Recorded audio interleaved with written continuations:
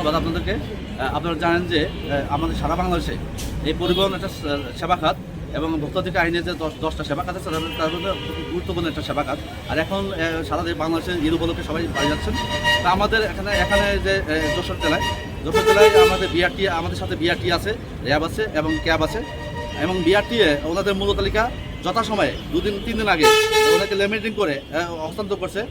মূলত টানা দেওয়ার কথা সেবা, যেহেতু এটা সেবা সেক্টর। কিন্তু আমরা আজকে যেটা দেখছি সোহাগ কাউন্টারে এবং সৌদিয়া কাউন্টারে তারা মূল্য তালিকা টানা এনে বিদ্যুৎ রাখছেন। এটা আইন বিরুদ্ধ কাজ করেছেন এবং ভোক্তাধিকার লঙ্ঘনজনিত একটা অপরাধ, যার কারণে আমরা ভোক্তাধিকার সংরক্ষণ আইন 2009-এর 39 ধারায় তাদেরকে সতর্কতামূলক, একেবারে সতর্কতামূলক 3,000 টাকা জরিমানা করে 6,000 টাকা জরিমানা করা হয়েছে এবং তারা সবাইকে বলে দেওয়া হয়েছে সতর্ক থাকেন এবং যেমন মূল্য তালিকা যথাযথ স্থানে, দৃশ্যমান স্থানে টানায় যায়।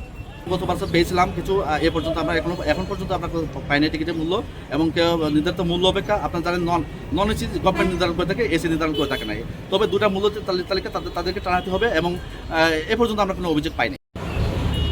বাংলাদেশ সড়ক পরিবহন কর্তৃপক্ষ নেতৃত্ব অনুযায়ী আমাদের যে ভাড়া মূল্য নির্ধারণ করে দেওয়া হয়েছে, এটা সাপেক্ষে আমরা বিগত 11 তারিখে আমরা প্রত্যেকটা কাউন্টারে যশোরে যতগুলো কাউন্টার আছে সব কাউন্টারগুলোতে আমরা লিমিটিং করে এই ভাড়া চার্টটা দৃশ্যমানভাবে রাখার জন্য আমরা নির্দেশনা দিয়েছিলাম।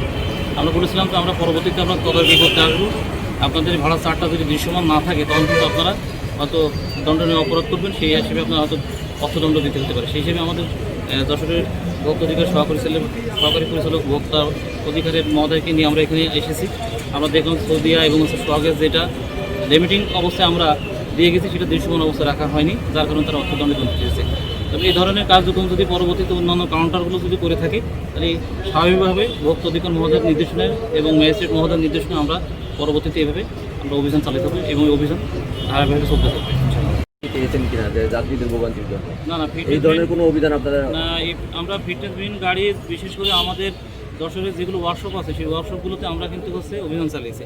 সেখানে আমরা দেখেছি লক্ষ গাড়ি এবং অন্যান্যদের নতুন করে রং করে যে হাইওয়েতে তুলে এই ঈদের কারণে বাড়তি ভাড়া ফিটনেসবিহীন এই ধরনের কোনো গাড়ি আমরা সেখানে পাইনি।